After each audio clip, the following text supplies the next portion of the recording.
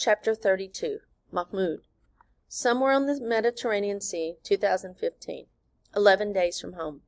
Mahmoud was in and out of sleep, waking every few seconds when the waves washed over him. Minutes, hours passed. Mahmoud dreamed that a boat was coming for them. He could hear its motor over the lapping of the waves. Mahmoud jerked awake. He ran a cold hand down his face, trying to focus, and he heard it again, the sound of a motor. He wasn't dreaming. But where was it? The rain had stopped, but it was still dark. He couldn't see the boat, but he could hear it. "Here!" he cried. "Here!" But the sound of the motor still stayed agonizingly far away.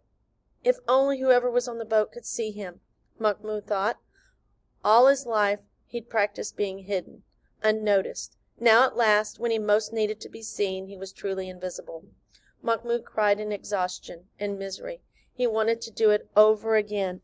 He wanted to go back and stand up for the boy in the alley in Aleppo who was getting beaten up for his bread, to scream and yell and wake the sleeping citizens of Izmir so they would see him and all the people sleeping in the doorways and parks, to tell Bashar al-Assad and his army to go to hell. He wanted to stop being invisible and stand up and fight. But now he would never get a chance to do any of that. It was too late. There was no time. Time. The phone. Mahmoud still had the phone in his pocket. He pulled it out and pushed the button on through the plastic bag, and in the screen, with the clock on it, lit up like a beacon in the night. Mahmoud held it over his head and waved it in the dark, screaming and yelling for help. The motor got louder. Mahmoud wept for joy as the boat emerged from the darkness.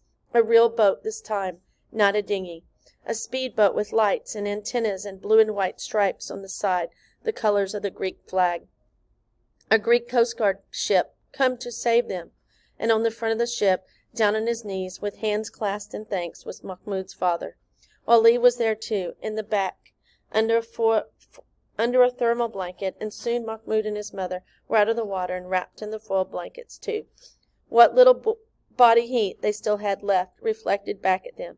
Mahmoud's mother was too insensitive to speak, so Mahmoud told his father how they'd given Hannah away rather than see her drown with them. Mahmoud's father wept, but pulled Mahmoud to him and hugged him.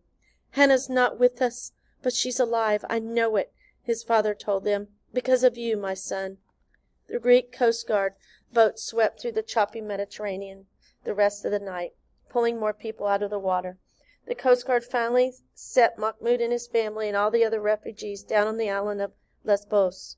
It was almost 6 o'clock in the morning, and the sky was beginning to lighten with the dawn. Mahmoud wasn't sure, but he thought he and his mother had spent more than 2 hours in the water. When they stepped off the boat, Mahmoud's father got down on his hands and knees and kissed the ground and gave thanks to Allah. It was time for morning prayers anyway, and Mahmoud joined him. When they were finished, Mahmoud staggered up the rocky gray shore, squinting at the hills that rose just beyond the beach. Then he realized they weren't hills. There were piles and piles of life jackets. There were mountains of them, stretching up down the coast as far as Mahmoud could see. The way Aleppo had piles of rubble, Lesbos had piles of life jackets, abandoned by the hundreds of thousands of refugees who had come before them, shedding the vests they no longer needed and moving along on the road to somewhere else. There were bodies on the beach too. People hadn't survived the sea and the night, who hadn't been found by the Coast Guard in time. Men mostly, but a few women and a child. Mahmoud's mother rushed to the infant, howling Hannah's name. Mahmoud hurried over her, horrified, but the child wasn't Hannah. It was someone else's baby daughter, her lungs filled with seawater. Mahmoud's mother cried into his shoulder till a Greek man in a uniform moved them both away from the body and recorded the infant in a little notebook, tallying the daily dead. Mahmoud staggered away, feeling as numb as he was, in the freezing water again. Mahmoud's mother went to all the other refugees who had landed in the night and were still there, asking each of them if they had seen her little Hannah. But none of them had. The boat with Mahmoud's little sister on it was gone. It had reached the island with its passengers and had already moved on, or it had wrecked on the rocks. Mahmoud's mother fell to her knees on the rocky ground and wept. Mahmoud's father held her close and let her cry. Mahmoud felt gutted. It was all his fault. Hannah might still be with him if he hadn't gotten someone in that boat to take her, or she might have died during the 2 hours in the water. Either way, they had lost her. "Mahmoud," his father said quietly over his sobbing mother, "check the other bodies and see if they have any shoes that will fit us."